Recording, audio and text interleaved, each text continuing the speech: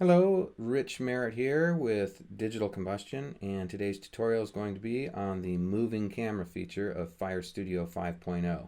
Had a few requests for this at the last trade show I was at, and a couple people have called in for this one. So we're going to go ahead and introduce you to the features of the 2D moving camera within Fire Studio 5. So with that, let's go ahead and go to my next slide. I've already created a camera move on a still picture. And you can see we're kind of simulating a pull-up shot on the approach to a structure. And we've got a camera move that pans in and then pans to the right and sets up in the location that we tell it to. So what I'm going to do is go to the next slide and we'll go ahead and show how we created that. So first thing we're going to do is off to the right, under the window layer levels, we'll go down here and we've got a button called Edit Window, and we'll click on that, and that opens up this interface, and it's got a couple things: ambient light and, interestingly enough, the 2D camera. That's where it's found. And there's a couple other things in this area that are important to know about, and one of them is the slide duration. And you can see whenever we enter a slide for the first time, it's automatically set for unlimited, which means it's going to sit there as long as you want, or forever until you tell it to do something. So as we move the slider here, you can see in the green over here that you can see where we are in that time frame. And when we say unlimited, in this case unlimited means 36 minutes 24 seconds. So we figure if you needed any more than that, you can repeat the slide again, but most people wouldn't have it up for 36 minutes straight. So the other thing, when I move the slider, you can see that the counter moves pretty quick, through 10, 11, 12, 13 minutes, and sometimes that's hard to get some fine-tuning adjustments on. So we can actually set the slide duration for something that we want. So let's move it, let's do something a little smaller, and we're going to move it to a 10-minute slide duration.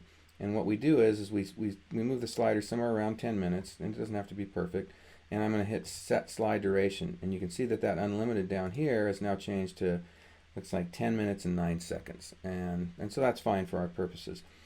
And one other thing that we're going to do is we're going to click this box here that says full time. And what that will do is it'll set this slider into smaller increments. So it sets that to the end, and it's a lot easier to adjust, as you'll see when we're moving the camera. So that's just something, a little trick to do, and we'll show you a little bit more on that when we're doing more with slide duration, when we deal with that in another tutorial. But for now, we're going to start with the camera move. So what we want to do is, as we saw on the previous slide, we want to move the camera, zoom in, and get over closer to where this little fire that I've created is. And so we'll take a look at a few things. We've got an X, a Y, and then a zoom. And the zoom does exactly what you think it's going to do. So as you see, I can zoom forward and backwards on that, and it tells you a number value given to that, and the max zoom is 5. Now the X and Y, if we look at the X, you'll see that goes left to right.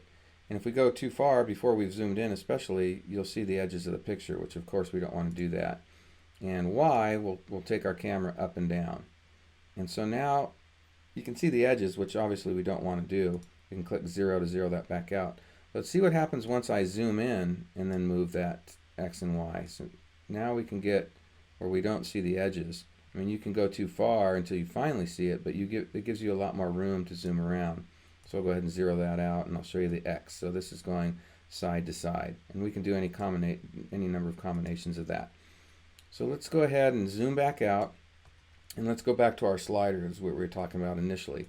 So as you can see, the slider is time. So as we move the slider forward, you can see the counter goes 1, 2 minutes, 3 minutes, 4 minutes, all the way up to the 10-minute duration max that we've set on this, which will be more than enough time. But what we're going to do is we're going to do a real quick camera move. So what I'm going to do is I'm just going to move slowly forward to about 7 seconds into this slide. So as soon as we enter the slide in 7 seconds, something's going to happen. So I'm going to go ahead and zoom in 7 seconds. I'm going to go almost where I'm lining up close to where this fire is over here that you can see.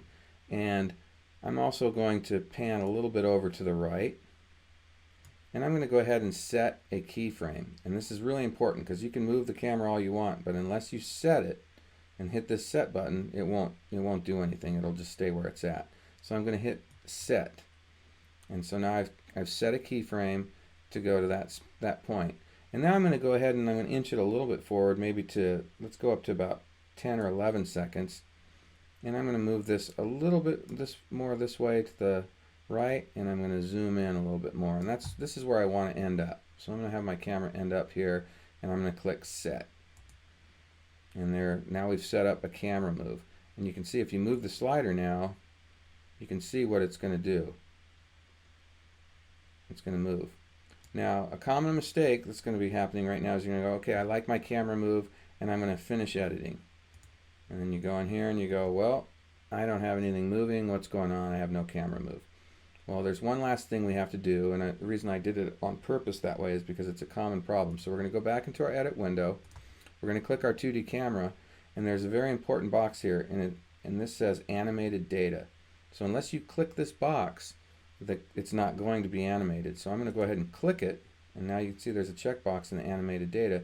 And now when I hit finish editing, you can see that we do actually have a camera move. And so it's moving in and off to the right again and kind of zooming in from there.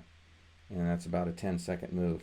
Now the faster you compress the time, so the less seconds it takes you to do that zoom, the faster the move will be. So you can go ahead and experiment, in many different ways, making it a fast pull up or a slow pull up. Maybe you don't want to pan to the side, maybe you want to pan to the other side. So you can do quite a few things with the camera move button. And what we'll do is in another tutorial, we'll show you some of the other features of that camera. But this should give you a good starting point to start making some simulated pull-up shots on your simulations. So let's go ahead and look at this. I'll hit present mode, and we'll look at it in full screen. And you can see we've got a little slow camera move over to that as we approach this structure fire. So for Digital Combustion, I'm Rich Merritt. Hope this helps you out. And as always, if you have any other tutorial requests, go ahead and send us an email to info@digitalcombustion.com, and we'll see if we can get it up here.